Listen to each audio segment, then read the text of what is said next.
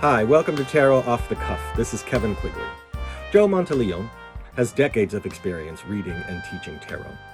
He's been described as a one-man band of magical thinking made reality. Joe has that rare mixture of being able to keep things light while plumbing the depths. It's interesting. He's also a multimedia dance artist and fire spinner, and you can find his work online pretty easily. So Joe, bring us some light.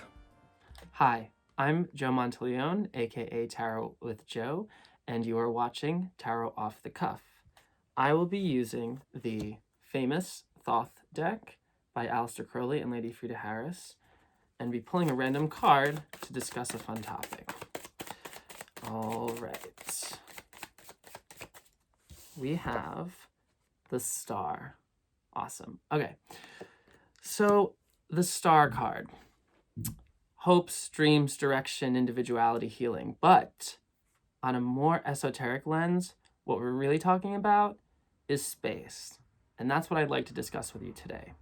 Space as an ontological concept, metaphysically or scientifically, and then also space using the concept in practice, in manifestation, in circumstances, and in self-development. So first, space was a popular idea really in quantum physics, right? So we had the Newtonian universe, which is where Newton said, okay, things knock into each other. So from that frame of mind, if you want to attract something, if you want to manifest something, you're going to think, well, if I want this job, then I have to do this. I have to go to school, study this thing, and then I have to get this skill, and then I have to do blah, blah, blah, blah, and that's going to bump into this, and maybe I'll see the right person, hopefully, and blah, blah, blah. Whereas the quantum view, which kind of threw all that away, as we kind of really zoom into like particles that are kind of weird, they're waves, they're particles, they're wavicles, we don't even know.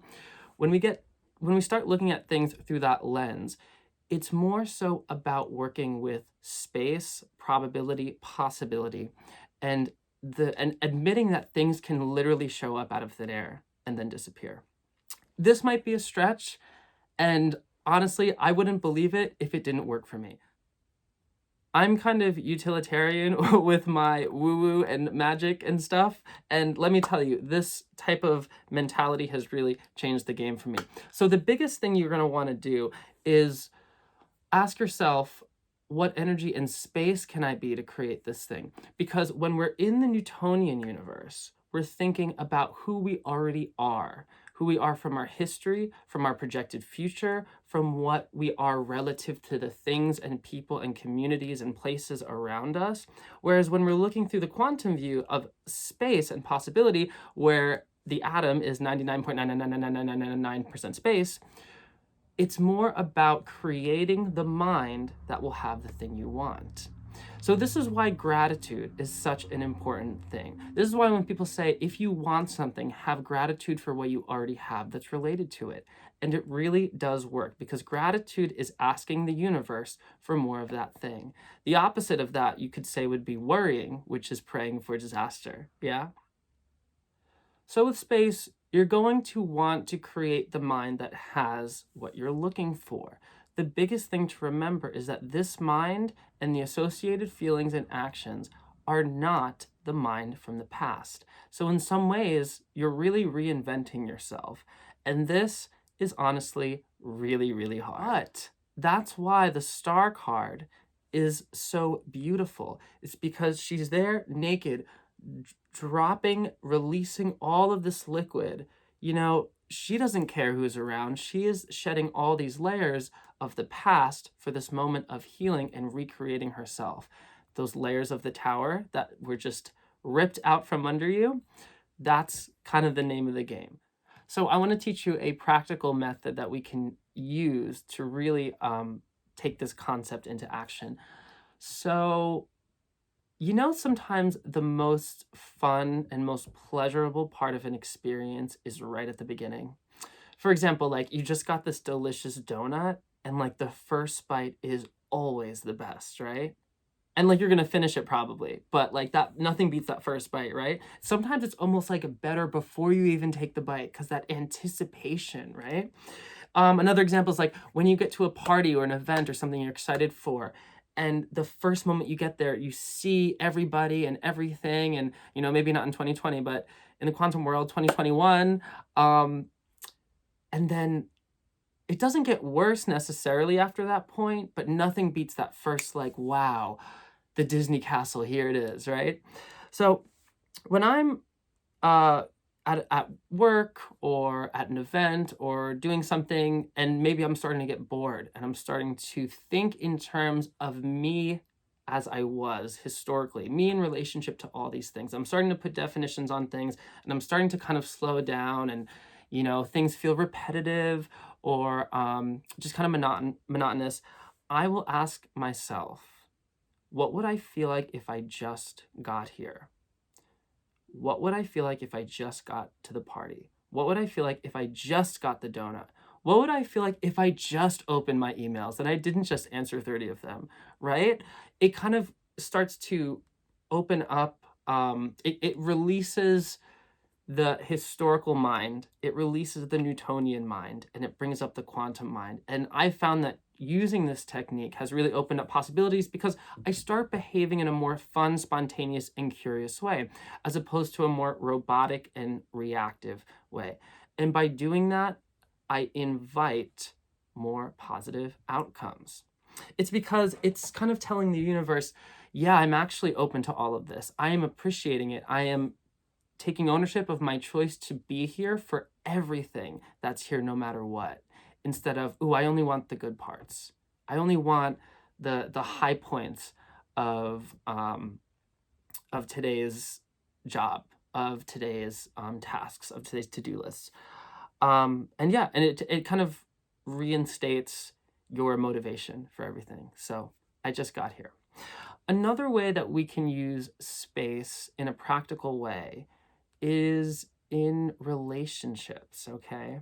So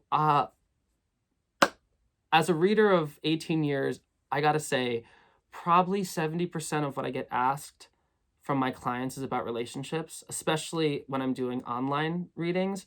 And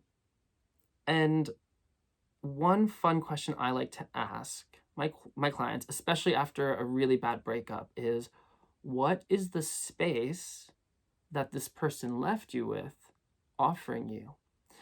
And most of the time, I can honestly say that the space is more valuable than the person, because they wouldn't leave if they were right for you.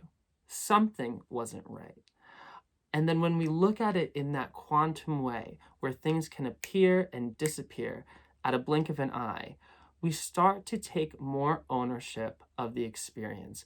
And same thing as the technique I just talked about, is we start to create and own and recognize our choices, as opposed to react from the mind of the historical self.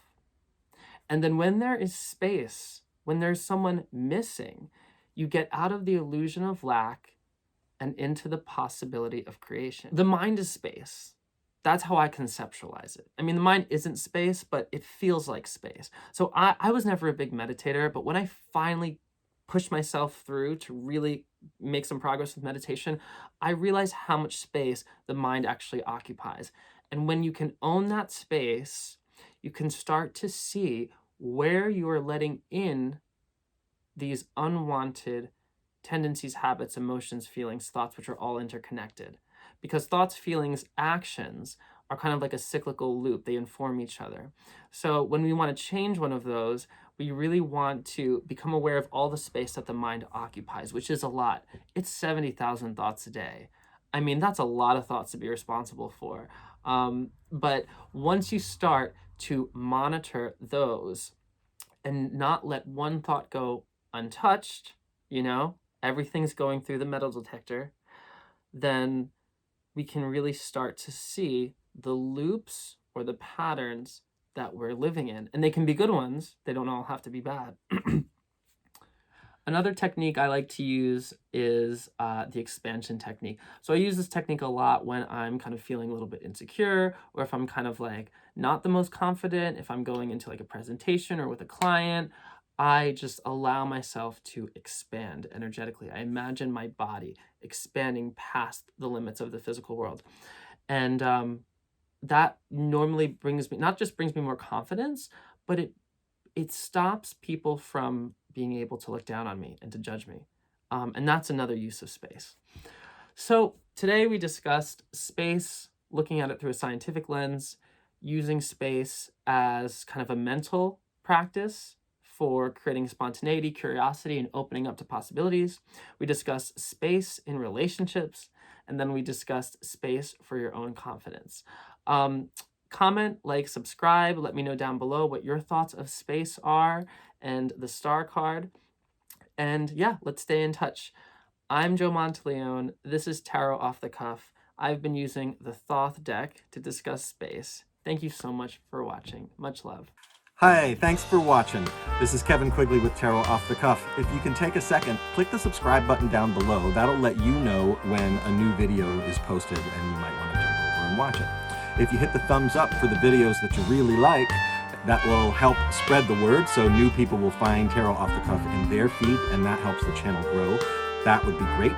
And if you got a question or a comment, positive or negative, whether you agree or disagree, or if you want to add information or your own take on a particular card or a particular topic, put a comment down below. We would love to hear from you.